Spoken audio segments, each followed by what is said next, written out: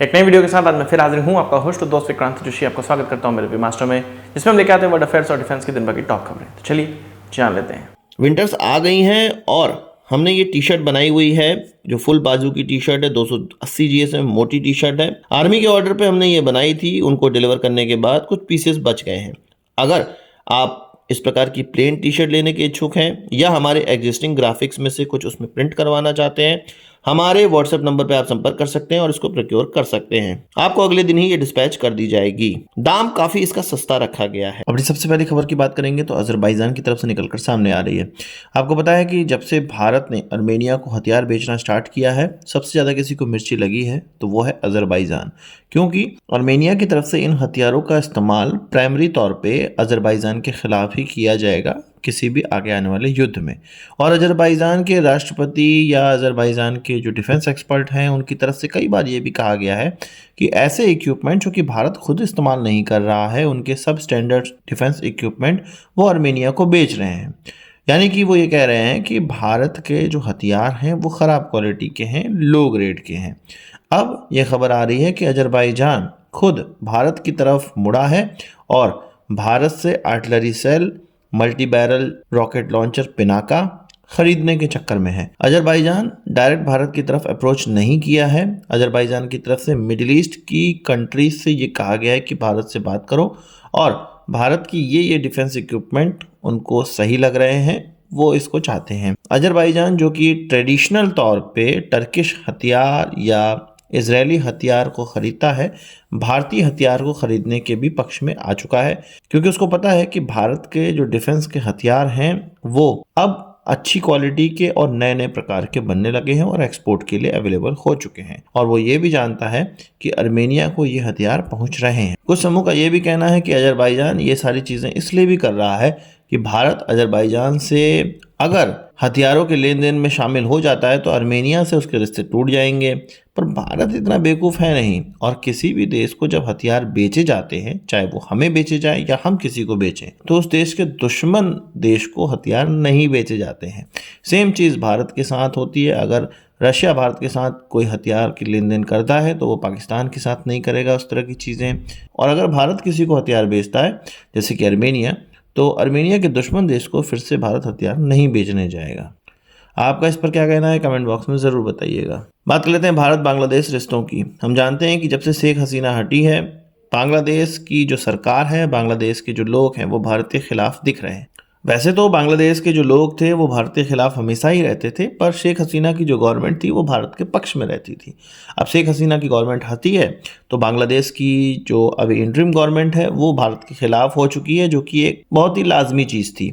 पर बांग्लादेश के जो defence expert, so called defence expert बनते हैं, वो हमारे सेवन सिस्टर्स को लेने का प्रयास कर रहे हैं, वो हमारे वेस्ट बंगाल को लेने का प्रयास कर रहे हैं, या अपने जो शोज़ हैं या अपने इंटरव्यूज़ में इस तरह की चीज़ें कह रहे हैं कि हम भारत पे आक्रमण कर सकते हैं, हम भारत का ये ले सकते हैं, वो ले सकते हैं।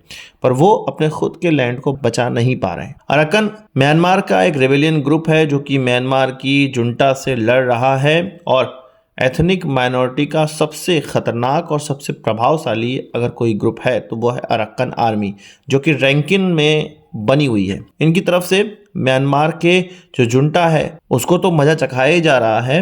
म्यांमार और बांग्लादेश का जो बॉर्डर है, जहां पर म्यांमार की तरफ से मंगडेव और बांग्लादेश की तरफ से टेकनफ आते हैं, उस बॉर्डर को पूरी तरह से अपने कब्जे में म्यांमार के इस रिबेलियन या कह सकते हैं अराकन आर्मी ने अपने पूरे कैप्चर में कर लिया है, और ये उनकी तरफ से क्लेम किया गया। और अब ये भी खबर आ रही है, ये ही रिबेलियन ग्रुप टेकनफ पर कह रहे हैं कि हमने कंट्रोल पा लिया है, यानी कि ये बांग्लादेश के अंदर इन्वेड कर चुके हैं। इस इन्वेजन से बांग्लादेश इस कदर परेशान है या हैरान है कि टेकनफ का जो उप जिला अधिकारी है या जो उप जिला एडमिनिस्ट्रेशन है, उन्होंने बीच में जो एक समुद्री सीमा है इनके, या आप कह सकते हैं कि नदी है या पानी का इलाका है जो कि इनके बॉर्डर को बांटता है, यहाँ पर जो क्रूज चल रहे थे, यहाँ पर जो पानी से यातायात चल रहा था, उन सभी चीज़ों को बंद कर दिया गया है। ये भी माना जा रहा है कि म्यांमार की तरफ से बहुत ढेर सारे रोहिंग्या बांग्लादेश की तरफ आएंगे, या बांग्लादेश में इस इलाके में जो रोहिंग्या रह रहे हैं वो डर के मारे यहाँ से भागने के चक्कर में हैं। तो इधर बांग्लादेश भारत में घुसने का भी सोच ही रहा था, पर उसके लैंड खुद ही ग्रैब किया जा रहा है। और अरक्कन आर्मी की तरफ से ये कारनामा किया जा रहा है। अब बांग्लादेश पहले अपनी लंगोटी बचाए, दूसरे का पैंट बाद में खोले। बात कर लेते हैं रशिया यूक्रेन युद्ध की। पहली बार ये हुआ है कि रशिया की तरफ से नॉर्थ कोरियन ट्रूप्स को देखा गया, मरते हुए देखा गया, लड़ते हुए देखा गया। यूक्रेन की तरफ से ये कहा गया है कि कुर्स्क, जो कि रशिया का पार्ट है, रशिया का बॉर्डर रीजन है, जहां पर यूक्रेन की आर्मी घुस गई है और रशिया यहाँ पर इनको छुड़ा नहीं पा रहा है, यूक्रेन से छुड़ा नहीं पा रहा है। इससे पहले नॉर्थ कोरिया की तरफ से रशिया के साथ पैक्ट साइन किया गया था कि हम रशिया को सपोर्ट करेंगे और इस तरह की अगर ट्रूप्स की आवश्यकता पड़ेगी तो नॉर्थ कोरिया रशिया को ही ट्रूप्स देगा। और 4 महीने पहले ही इस प्रकार के डिप्लॉयमेंट देखे गए इस कुर्स्क एरिया में, जहाँ के लगभग 3 गाँवों में इस प्रकार के डिप्लॉयमेंट देखने को मिल रहे हैं और वहाँ पे यूक्रेनियन से ये लड़ रहे हैं। काफ़ी लोग मारे गए नॉर्थ कोरियन, और पहली बार ऐसा हुआ है कि ये जो कैजुअलिटी है वो सामने आई है या नॉर्थ कोरियन के लड़ने की बातें सामने आई हैं रशिया की तरफ से। बात कर लेते हैं इंडियन एयरफोर्स की। हम जानते हैं कि तेजस का एफओसी वाला वेरिएंट, यानी कि फाइनल ऑपरेशनल क्लियरेंस वाला वेरिएंट भी भारतीय एयरफोर्स में शामिल कर लिया गया है। अब जाके इसको वेस्टर्न बॉर्डर में पाकिस्तान के खिलाफ डिप्लॉय कर दिया गया है जामनगर एयरफोर्स स्टेशन में, जहां पर MiG-21 ऑलरेडी पहले से बेस्ड हैं। वहां पर उनका साथ देने के लिए इन एयरक्राफ्टों को डिप्लॉय किया गया है। हम जानते हैं कि इस एरिया से MiG-21 2026 से हटाना स्टार्ट कर दिए जाएंगे, इसलिए यहाँ पर धीरे धीरे तेजस MK1 का डिप्लॉयमेंट स्टार्ट कर दिया गया है। एफओसी वाले वेरिएंट में तेजस के air to air missile, Derby missile और वाइम्पल R-77 मिसाइल लगी हुई हैं, जो कि रशियन मिसाइल है। इसके अलावा हम ये भी जानते हैं कि पाकिस्तान के खिलाफ ही राजस्थान के नाल एयरबेस में तेजस MK1A जैसे ही भारतीय एयरफोर्स में शामिल होने लगेगा, इसका डिप्लॉयमेंट वहां पर किया जाएगा, जिसमें कि एसा रडार भी लगा हुआ है।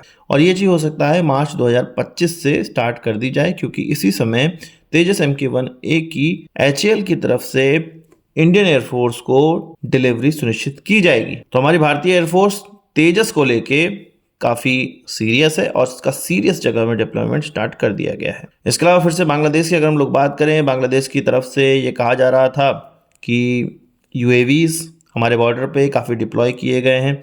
बांग्लादेश ने ये कहा कि हमारा रूटीन रिकॉनेसेंस और सर्विलांस वाला मिशन था, जबकि ये भी कहा जा रहा था कि मेघालय के आसपास में, त्रिपुरा और मिजोरम के आसपास में बॉर्डर के बहुत ज़्यादा करीब इनके UAVs आ गए थे।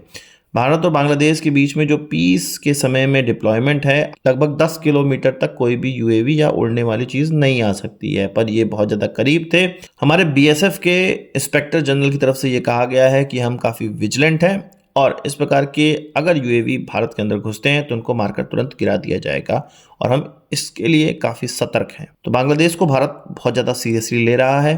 कोई ना कोई कांड बांग्लादेश जरूर करने वाला है, कोई ना कोई इंटेलिजेंस हमारे पास है जो कि हम उनको इतना ज़्यादा सीरियसली ले रहे हैं। आपका इस पर क्या करना है कमेंट बॉक्स में जरूर बताइएगा। आज की इस वीडियो के लिए बस इतना ही। आशा करता हूँ वीडियो पसंद आया होगा। आप इसको एक बड़ा थम्स जरूर देंगे। इस वीडियो संबंधी सवाल सुझाव कमेंट बॉक्स में जरूर लाइएगा। यदि आपने हमारे चैनल सब्सक्राइब नहीं किया उसे भी कर लीजिए, क्योंकि हम इस प्रकार की वीडियो लाते रहते हैं। नमस्कार, थैंक यू, जय हिंद।